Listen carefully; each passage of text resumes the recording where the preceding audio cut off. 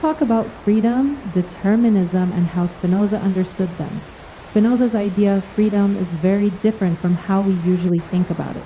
So, what did he mean when he said, that thing is said to be free which exists solely from the necessity of its own nature and is determined to action by itself alone? Spinoza believed in something called determinism. This is the idea that everything in the universe, including human actions, is determined by a chain of cause and effect. Nothing happens by chance. Everything follows logically from something else. The universe is governed by strict, unchanging natural laws.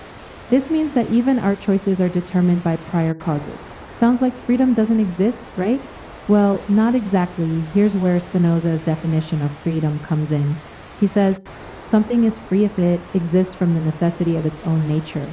In simpler terms, something is free if it acts according to its true essence without being forced by something outside of itself. Imagine a stone rolling down a hill. It's not free because it's being pushed by gravity. Now imagine the sun. The sun shines because that's its nature. It doesn't need an external push. For Spinoza, the sun is free because it acts from the necessity of its own being. But what about us human beings? Are we free?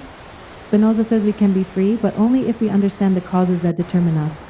When we act out of ignorance, driven by emotions or desires we don't understand, we're like the stone rolling downhill.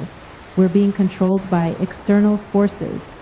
But when we gain knowledge, especially knowledge of how the universe works and how we fit into it, we begin to act according to reason, not impulse. So, in Spinoza's view, true freedom isn't about doing whatever we feel like. It's about understanding why we act the way we do and aligning our actions with our true nature, our essence as rational beings. In that way, freedom and determinism aren't opposites. They're deeply connected. We are free when we understand the necessity that governs us and act in harmony with it. Freedom, for Spinoza, is not the absence of necessity, it's the understanding of necessity. And through that understanding, we become free,